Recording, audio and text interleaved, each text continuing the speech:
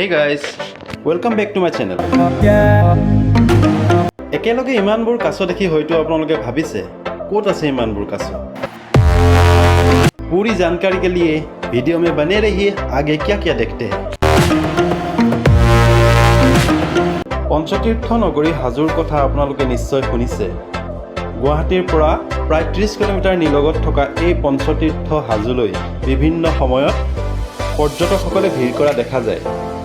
বিশেষকৈ হাজোৰ হয়গ্ৰীৱ মাধৱ মন্দিৰ আৰু পুৱামক্কা পৰ্যটকসকলৰ কেন্দ্ৰবিন্দু।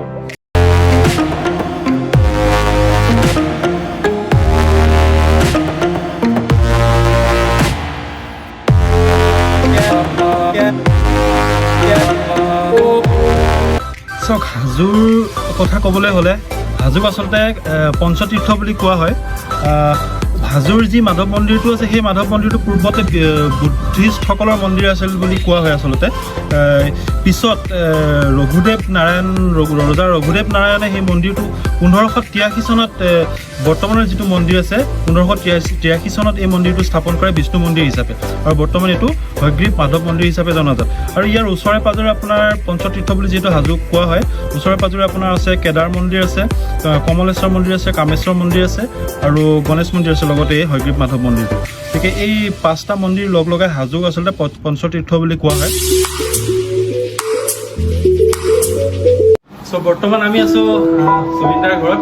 তেখেতে বাকী যিখিনি মন্দিৰ আছে কামেশ্বৰ, কমলেশ্বৰ, গণেশ মন্দিৰ দেখুৱাব, আৰু তেখেতৰ ঘৰত দুজন সৰু সৰু বাবু আছে, তেওঁলোকে কিবা কিবি বনাই থাকে। দেখুৱাই দিয়া কি কি বনাইছা, কি বনাইছা?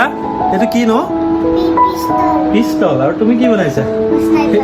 স্নাইপাৰ। আৰু কি বনাইছা চাওঁ? এইখন চাকু। এইখন কি? চেভাৰ, চেভ কৰে, যুদ্ধ লাগিলে। আৰু সেইখন তৰোৱাল। চাকু সেইখন। বাই বাই বুলি কৈ দিয়া। Bye bye. থেংক ইউ এটা দি দিয়া, এনেকে এনেকে দি দিয়া, এনেকে দি দিয়া। এতিয়া আমি উপস্থিত হৈছোঁ সেই গণেশ মন্দিৰত। মন্দিৰটো বনাইছিলে পৰমত্ত সিংহ ৰজাৰ দিনত। হয়, পৰমত্ত ৰজা সিংহৰ দিনত আৰু হয়, আহোম ৰজাৰ দিনত। আহোম ৰজাৰ দিনত।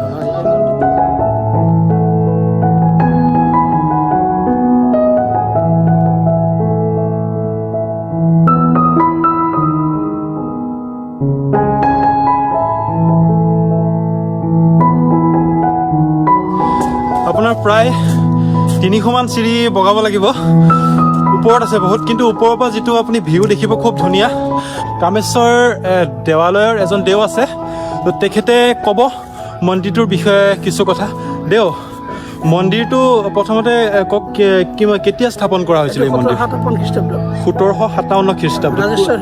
ৰাজেশ্বৰ সিংহই ন? আৰু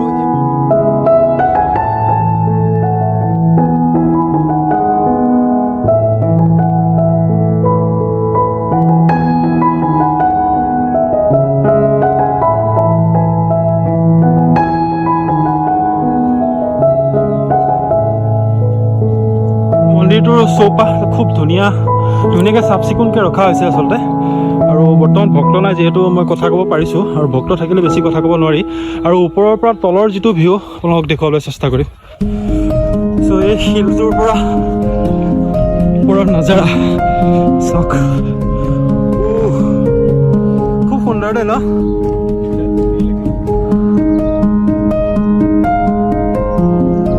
ড্ৰোন কেমেৰাৰ প্ৰয়োজনে নাই।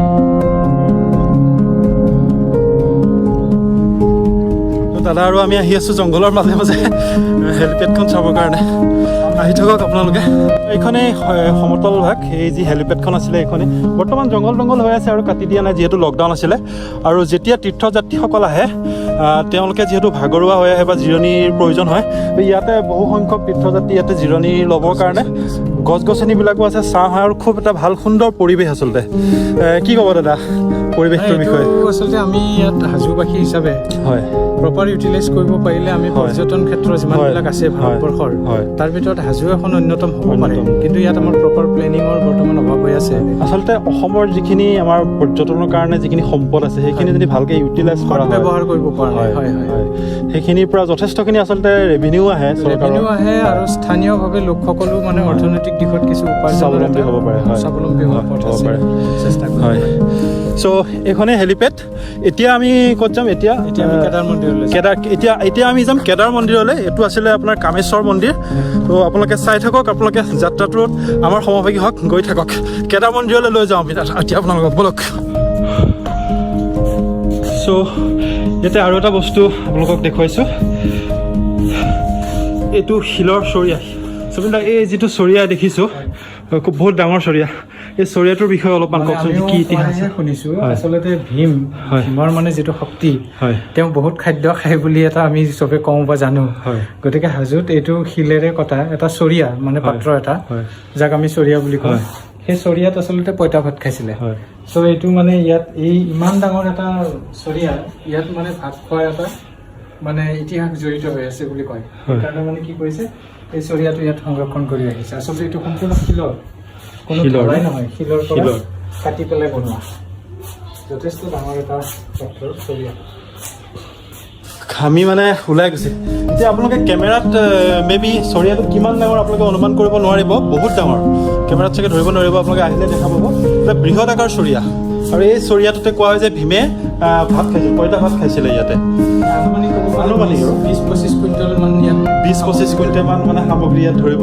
চাগে হাজোলৈ আহিলে ল'ৰা ছোৱালীবিলাকে এই ভীমৰ পঁইতা খোৱা চৰিয়াটো চাবৰ কাৰণে আকৰ্ষণ সৰু ল'ৰা ছোৱালীখিনি এইটো এটা আকৰ্ষণৰ কেন্দ্ৰবিন্দু সৰু ল'ৰা ছোৱালীক মানে কয় যে ভাত বেছি খাব লাগে ভীমে কিমান ভাত খাইছিলে দেখাই দিওঁ বুলি কৈ ইয়াতে দেখাই দিব পাৰি ইমান ডাঙৰ হয় চ' গতিকে আপোনালোকে যদি তীৰ্থনগৰী পঞ্চতীৰ্থনগৰী হাজোলৈ আহে তেনেহ'লে এই যি ভীমৰ ভাত খোৱা যিটো চৰিয়া এই বাতিটো এইটো চাবলৈ একেবাৰে নাপাহৰিব আৰু ওচৰতে আছে আপোনালোকে ইয়াতে সুধিলেই গম পাব যিটো কামেশ্বৰ মন্দিৰৰ পৰা আহিলৈ মাত্ৰ কামেশ্বৰ মন্দিৰৰ ওচৰতে আছে খুব বেছি ডিষ্টেঞ্চ নহয় চ' এতিয়া আমি যাম কেদাৰ মন্দিৰলৈ যাম